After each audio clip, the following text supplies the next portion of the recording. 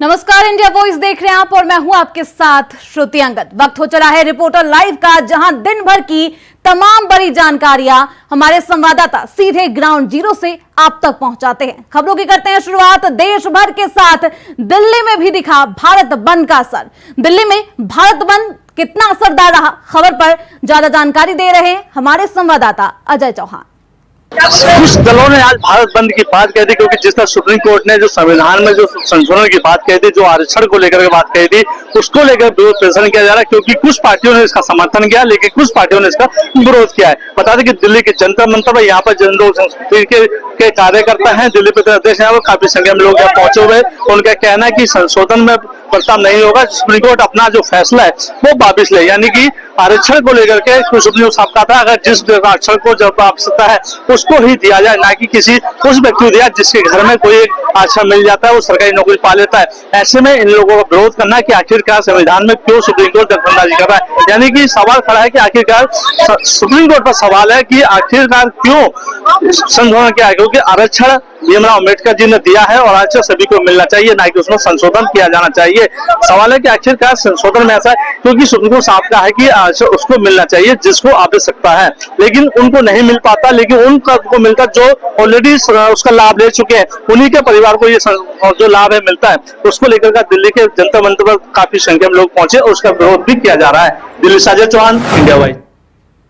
वहीं लखनऊ में भी दिखा भारत बंद का असर। खबर पर ज्यादा जानकारी दे रहे हैं हमारे संवाददाता अमान। लखनऊ को लेकर जो सुप्रीम कोर्ट का फैसला आया था, उस फैसले के खिलाफ बहुजन समाज सड़कों पर नजर आ रहा है। आपको बता दें कि बीएसपी सुप्रीमो मायावती के एक ट्वीट के बाद जो बहुजन समाज सड़कों पे विरोध प्रदर्शन कर रहा था इस फैसले को लेकर, उसमें आज हजरतगंज में अंबेडकर प्रतिमा के पास बड़ी संख्या में बहुजन समाज के लोग एकत्रित हुए और इन लोगों ने जोरदार उस फैसले का विरोध किया। विरोध करने के बाद उनकी मांग की कि जो सुप्रीम कोर्ट द्वारा फैसला लिया गया था, इस फैसले में संशोधन किया जाए। संशोधन करने के बाद पुनः एक बार फिर से आरक्षण को उसी रूप में कर दिया जाए। आपको बता दें जो विरोध प्रदर्शन चल रहा था, इसमें और भी कई अन्य दलों का समर्थन देखने को मिला था और समर्थन के बाद अलग अलग छुट्टा जगहों पे भी प्रदर्शन देखने को मिला। लेकिन जो बड़ी संख्या में बहुजन समाज के लोग हजरतगंज में जो अंबेडकर प्रतिमा के पास एकत्रित हुए थे, उन लोगों ने अपना इस फैसले को लेकर जो विरोध प्रदर्शन जताया है, उसको लेकर एक ज्ञापन के रूप में एसीएम को ज्ञापन सौंपा और उनकी साफ तौर से मांग है कि इस फैसले में संशोधन होना चाहिए और इसको वापस लेना चाहिए। अब देखने वाली बात यह होगी कि सरकार इनके प्रदर्शन को कहां तक देखती है और इसमें कब तक संशोधन करती है। लखनऊ से मोहम्मद अमान, इंडिया वाइज। वहीं राजस्थान में भी दिखा भारत बंद का असर। राजस्थान में कितना असरदार रहा भारत बंद, खबर पर ज्यादा जानकारी दे रहे हैं हमारे संवाददाता कुलदीप सैनी। राजस्थान में आज भारत बंद का व्यापक असर देखने को मिला, जहां पर प्रदेश के 4 जिलों के अंदर सुबह से नेटबंदी कर दी गई थी और राजस्थान के हालात न बिगड़े इसके लिए चप्पे चप्पे पर हर जिले के अंदर पुलिस बल तैनात किए गए थे। इसके साथ ही राजस्थान का ये भारत बंद का आह्वान 2 धड़ों में बढ़ता हुआ दिखाई दिया, जहां पर एक धड़ा इसके विरोध में और दूसरा इसके पक्ष में नजर आया था। हालांकि राजस्थान में कोई ऐसी घटना नहीं हुई जिसके चलते उपद्रव की स्थिति पैदा हुई, लेकिन सरकार ने इसे भांपते हुए पहले ही बड़े कदम उठाए और इसके बाद इस कदमों को उठाते हुए सरकार की ओर से बड़े फैसले लिए गए, जिसमें भारत बंद को जो उपद्रव होने थे उन्हें रोक दिया गया। हालांकि राजधानी जयपुर में इसका कोई असर ज्यादा नहीं देखने को मिला, लेकिन कुछ जगहों को छोड़कर राजस्थान में मिला जुला असर भारत बंद का देखने को मिला है। हालांकि इस बंद के बाद कई जगह 3 घंटे बाद बाजार खुले और बाजार वापस से अपने असली स्वरूप में नजर आए, लेकिन कहीं न कहीं राजस्थान में राजस्व का एक बड़ा नुकसान इस भारत बंद से हुआ है, जहां पर अब सबकी अगली नजर है कि क्या इस पर सुप्रीम कोर्ट संज्ञान लेता है या सरकार इसे लेकर बदलाव की स्थिति में होगी। कैमरा पर्सन अभिजीत के साथ मैं कुलदीप, इंडिया वॉइस। वहीं कोलकाता रेप कांड को लेकर लोगों में आक्रोश खत्म होने का नाम नहीं ले रहा। कोलकाता रेप मर्डर केस पर देश भर में प्रदर्शन लगातार जारी है। खबर पर ज्यादा जानकारी दे रही है हमारी सहयोगी रिया।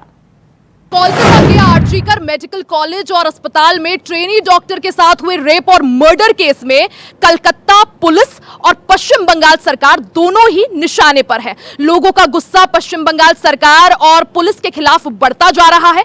पश्चिम बंगाल सरकार और पुलिस पर इस मामले में लीपापोती और पुलिस की कार्यशैली को लेकर भी सवाल उठ रहे हैं। हालांकि हाईकोर्ट पहले ही इस मामले की जांच सीबीआई को सौंप चुकी है। सीबीआई अब इस मामले में जांच भी कर रही है। वहीं दूसरी तरफ सुप्रीम कोर्ट ने भी स्वतः इस मामले का संज्ञान लिया। जस्टिस डीवाई चंद्रचूड़ की बेंच ने इस मामले की सुनवाई करते हुए पश्चिम बंगाल सरकार को जमकर फटकार भी लगाई और कई सारे सवाल भी पूछे। इस दौरान सुप्रीम कोर्ट ने पूछा कि आखिर क्यों मामले में एफआईआर देरी से दर्ज की गई, आखिर क्यों मामले में लीपापोती कर पीड़ित परिजनों को यह कहा गया कि उनकी बेटी ने आत्महत्या की है। साथ ही सुप्रीम कोर्ट ने पश्चिम बंगाल सरकार से यह भी पूछा कि आखिर पूर्व प्रिंसिपल का डिमोशन करने के बजाय प्रमोशन क्यों किया गया। ऐसे कई सारे गंभीर सवाल सुप्रीम कोर्ट ने इस मामले को लेकर ममता बनर्जी सरकार से पूछे। 8 अगस्त को आरजीकर मेडिकल कॉलेज के सेमिनार हॉल में महिला डॉक्टर का शव मिला था। शव काफी संदिग्ध हालत में था, जिसको देखते हुए दुष्कर्म और हत्या की आशंका जताई जा रही थी। वहीं इस मामले को लेकर देश भर में डॉक्टर्स हड़ताल कर रहे हैं और न्याय की गुहार लगा रहे हैं। डॉक्टर्स का कहना है कि दोषियों को सख्त से सख्त सजा दी जाए। हालांकि इस मामले में सीबीआई जांच कर रही है। पूर्व प्रिंसिपल की भूमिका पर भी सवाल यहां पर उठाए जा रहे हैं। इस वजह से पूर्व प्रिंसिपल से भी पूछताछ चल रही है। इंडिया वॉइस के लिए कैमरा पर्सन सौरभ के साथ रिया डंगा।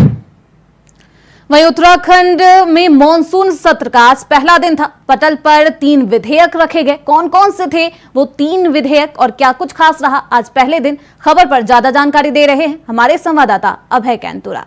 उत्तराखंड विधानसभा के मानसून सत्र की शुरुआत भराड़ीसैंण में हो चुकी है। आज पहले दिन सदन में दिवंगत विधायकों को श्रद्धांजलि देने का काम यहाँ पर किया गया। ये कहा जा सकता है कि सभी विधायकों ने दिवंगत विधायकों के साथ जो पल साझा किए थे उनको यहाँ पर साझा करने का काम किया गया, सदन बताने का काम किया गया और उनके द्वारा जिस प्रकार से क्षेत्र के विकास के लिए काम किया गया उससे सभी विधायकों को प्रेरणा लेने के लिए कहा गया, ताकि क्षेत्र का समुचित विकास हो सके और जनता विकास की योजनाओं से लाभान्वित हो सके। इसके बाद सदन के पटल पर 3 महत्वपूर्ण विधेयक रखने का काम यहाँ पर किया गया। पहला विधेयक मुख्यमंत्री की तरफ से यहाँ पर रखा गया, जिसमें उत्तराखंड लोक एवं निजी संपत्ति क्षति वसूली विधेयक यहाँ पर रखा गया। उसके बाद शहरी एवं निकायों से जुड़े हुए 2 विधेयक शहरी विकास मंत्री प्रेमचंद अग्रवाल की तरफ से रखे गए। ये कह सकते हैं कि पहले दिन की कार्रवाई तो शांतिपूर्ण यहाँ पर रही, लेकिन बाकी बचे 2 दिनों के लिए विपक्ष काफी आक्रामक रुख यहाँ पर अपना रहा है। सदन के पटल पर अनुपूरक बजट भी आएगा और कई महत्वपूर्ण विधेयक भी सदन के पटल पर होंगे, लेकिन विपक्ष कानून व्यवस्था, आपदा जैसे गंभीर विषयों पर सदन में चर्चा कराने की मांग यहाँ पर करा। तो ये कह सकते हैं कि आने वाले 2 दिन और हंगामेदार यहाँ पर रहने वाले, जिसके लिए विपक्ष ने अपनी रणनीति बना दी, जबकि सत्ता पक्ष विपक्ष के हमलों को नाकाम करने के लिए रणनीति बनाता हुआ नजर आ रहा है। कैमरामैन के साथ Abhay Kaintura, India voice. Reporter live में बढ़ते आगे। बीजेपी के रवनीत सिंह बिट्टू ने अपना नामांकन दाखिल कर दिया है। खबर पर ज्यादा जानकारी दे रहे हैं संवाददाता कुलदीप सैनी। राजस्थान में राज्यसभा के उपचुनावों को लेकर तैयारियां पूरी कर ली गई है। इस बीच रवनीत सिंह बिट्टू को भारतीय जनता पार्टी ने अपना उम्मीदवार बनाया है। हालांकि ये सीट 2024 में कांग्रेस के प्रत्याशी के लोकसभा चुनाव जीतने के बाद खाली हुई थी और लंबे समय से कांग्रेस के प्रत्याशी यहां पर थे। अब जहां पर भारतीय जनता पार्टी की सरकार राजस्थान में है और पूर्ण बहुमत की सरकार है, इसके चलते एक तरफा जीत इस बार उनकी मानी जा रही है, क्योंकि कांग्रेस ने अपना उम्मीदवार खड़ा नहीं किया है। आपको बता दें कि रवनीत सिंह बिट्टू वो शख्स है जिसने 3 बार कांग्रेस के सांसद पद पर चुनाव लड़े और 3 बार जीते भी। इसके बाद 2024 में भारतीय जनता पार्टी में शामिल हुए और 24 में उन्होंने पटियाला से चुनाव लड़ा, लेकिन चुनाव में शिकस्त मिली। प्रधानमंत्री नरेंद्र मोदी के करीबी माने जाते हैं और यही वजह है कि उनको राजस्थान में तवज्जो दी गई, क्योंकि हाल ही में पिछले आगामी 6 महीनों के अंदर पंजाब और हरियाणा में चुनाव होने हैं और चुनाव में उनकी महती भूमिका है। और राजस्थान के जो बॉर्डर एरिया है, श्रीगंगानगर, अनूपगढ़ और हनुमानगढ़ क्षेत्र में लगातार वहां भी उपचुनाव होने हैं। राजस्थान विधानसभा के वहां पर भी एक अच्छी पकड़ की जरूरत उनको है, इसलिए कहीं न कहीं इस लिहाज से उनका एक बड़ा कद राजस्थान में राज्यसभा सांसद के तौर पर माना जा सकता है। हालांकि उन्होंने आज 4 बजे नामांकन दाखिल कर दिया। उनके साथ भारतीय जनता पार्टी के तमाम बड़े नेता और खुद प्रदेश अध्यक्ष मौजूद रहे और उनकी मौजूदगी में उन्होंने नामांकन दाखिल किया है। कैमरा पर्सन अभिजीत के साथ मैं कुलदीप, इंडिया वॉइस। वहीं बुलंदशहर के प्रधान डाकघर में सीबीआई छापेमारी की गई। वहीं रेड के बाद सुप्रीडेंट ने खुद को गोली मार ली। आखिर क्यों खुद की जान ले ली है। खबर पर ज्यादा जानकारी दे रहे हैं संवाददाता वरुण शर्मा। यूपी के बुलंदशहर में डाक विभाग में सीबीआई ने छापेमार कार्रवाई की है। छापेमार कार्रवाई के दौरान करीब 8 घंटे तक छापेमार कार्रवाई चलती रही, जिसके बाद सीबीआई सुबह 4 बजे जो दस्तावेज थे वो अपने साथ ले गई। जिसके बाद जो डाक विभाग के अधिकारी थे वो अपने घर पहुंचे और उन्होंने उसके बाद सुसाइड कर लिया। दरअसल आपको बता दूं, बुलंदशहर नगर क्षेत्र के जो डाक विभाग ऑफिस है वहां पर कल सीबीआई ने छापेमार कार्रवाई की। सीबीआई की छापेमार कार्रवाई करीब 8 घंटे तक चली। सुबह 4 बजे सीबीआई की टीम कुछ दस्तावेज अपने साथ ले गई और अधिकारी और कर्मचारियों से पूछताछ भी की थी।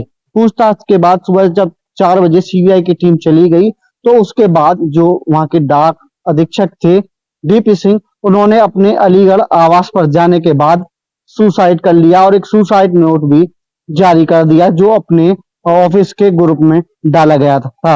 उनका आरोप है कि जो कुछ अधिकारी और कर्मचारी उन पर दबाव बना रहे थे और उनकी लगातार शिकायत कर रहे थे, जिसके चलते उन्होंने सुसाइड किया है। फिलहाल अलीगढ़ पुलिस ने सब कब्जे में लेकर पंचनामा पोस्टमार्टम के लिए भेज दिया है। अलीगढ़ एसएसपी का कहना है इस मामले में मुकदमा दर्ज किया जा रहा है और जो भी इस मामले में दोषी होगा उसके खिलाफ कार्रवाई की जाएगी। सुसाइड नोट कब्जे में ले लिया गया है। Varun Sharma, India voice, Bulandshahr. Reporter live में रुकेंगे छोटे से ब्रेक के लिए, फौरन लौटेंगे। ब्रेक के बाद एक बार फिर से आप सभी का स्वागत है। रिपोर्टर लाइव में बढ़ते हैं आगे। इटावा में कानपुर हाईवे पर इटावा के एक दिल में बड़ा सड़क हादसा हुआ। खबर पर ज्यादा जानकारी दे रही है हमारी संवाददाता वंदना यादव।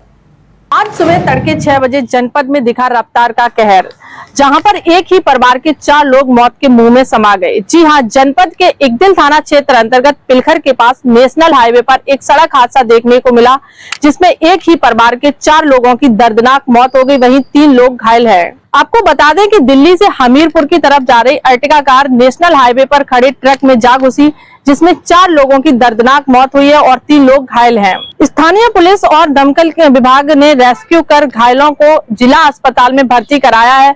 वहां पर जिला अस्पताल में घायलों का उपचार करने के बाद सैफई पीजीआई रेफर कर दिया है।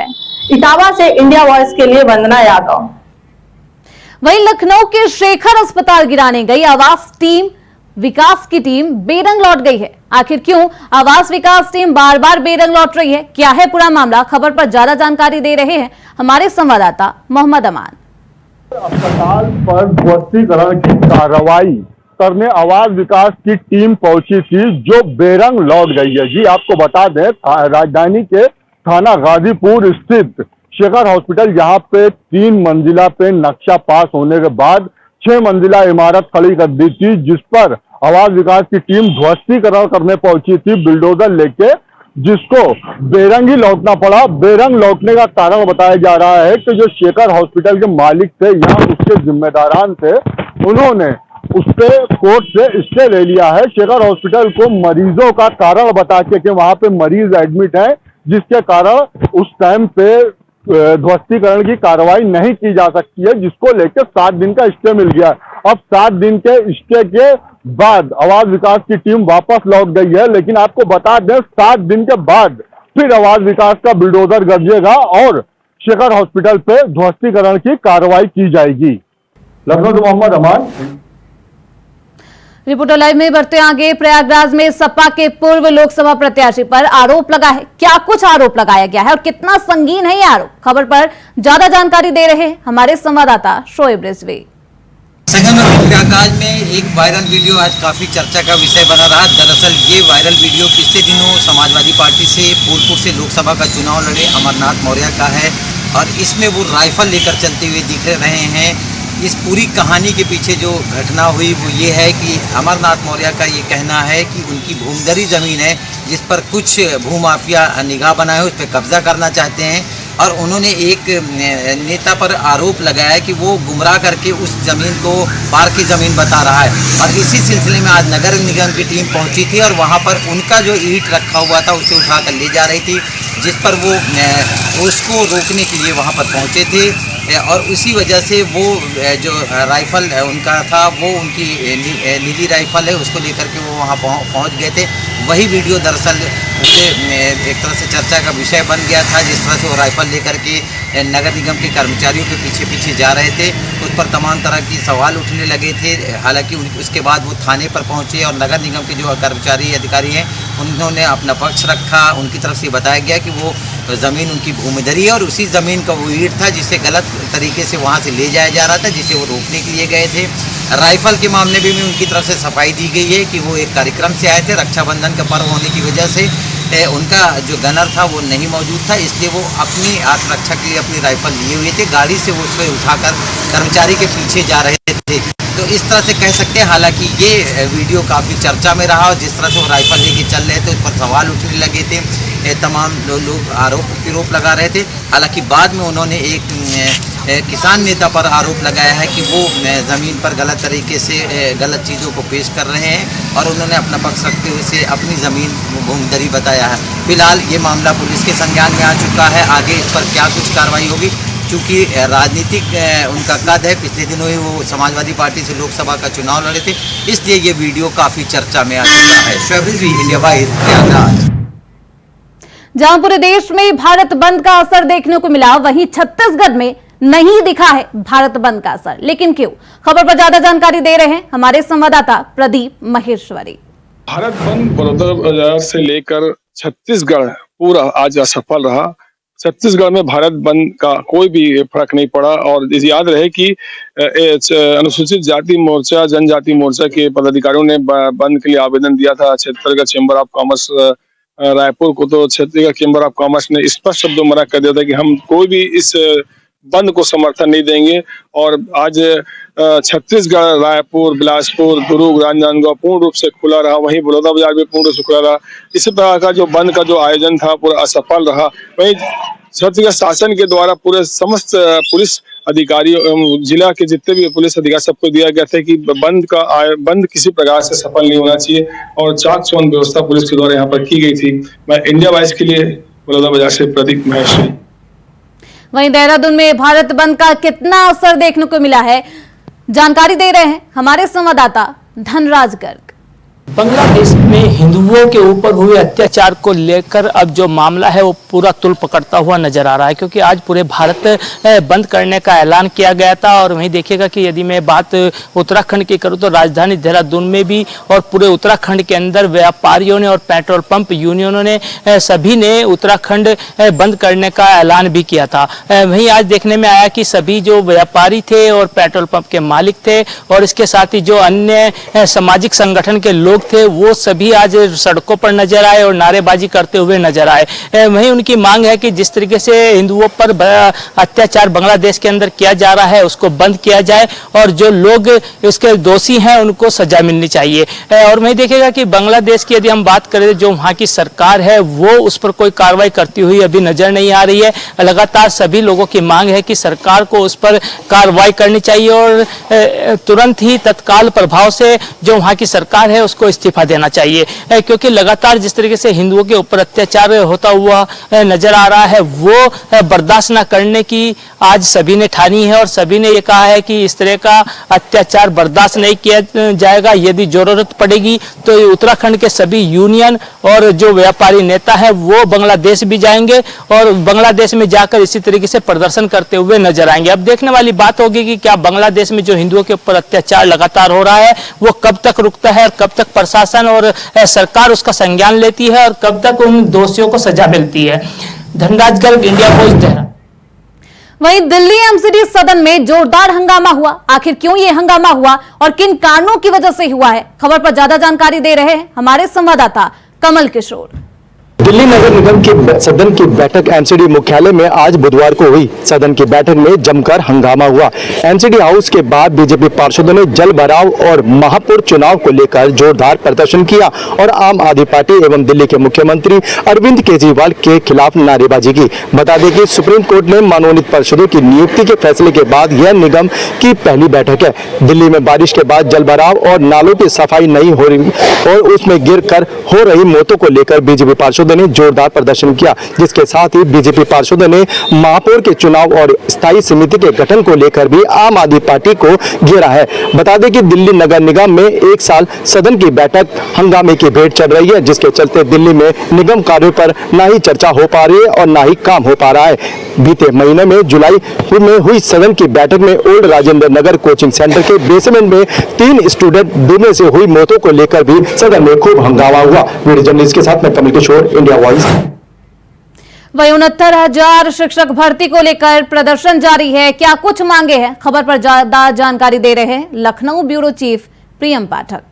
69,000 शिक्षक भर्ती के मामले को लेकर हाईकोर्ट की तरफ से दिए गए आदेश के बाद एक बार फिर लगातार न चयनित होने वाले अभ्यर्थियों का जो प्रदर्शन है वो लगातार जारी है। हालांकि इस मामले को लेकर सरकार पहले ही अपना रुख स्पष्ट कर चुकी है कि सरकार सुप्रीम कोर्ट का रुख नहीं करेगी और इस जो हाईकोर्ट का आदेश है उसको माना जाएगा। जल्दी सरकार जो है उन अभ्यर्थियों को जो है समायोजित करेगी और उनको जो नई पोस्टिंग दी जानी है वो दी जाएगी। और इसके अलावा सरकार ने इस बात को भी स्पष्ट कर चुकी है कि किसी भी अभ्यर्थी के साथ या जो लोग नौकरी पा चुके हैं उनके साथ किसी भी तरीके से अन्याय होने नहीं दिया जाएगा। लेकिन इन सबके बावजूद लगातार अभ्यर्थियों का जो प्रदर्शन है वो जारी है। आज भी उन्होंने लखनऊ में जो है वो प्रदर्शन किया और इस बात की वो लगातार मांग कर रहे हैं कि सरकार जल्द से जल्द जो है वो सूची पूरी जारी करे कि किस तरीके से पूरी उनकी भर्ती प्रक्रिया रहेगी और जो हाईकोर्ट का आदेश रहा है उसको किस तरीके से माना जाएगा और कितने समय में ये भर्ती प्रक्रिया फिर से पूरी की जाएगी।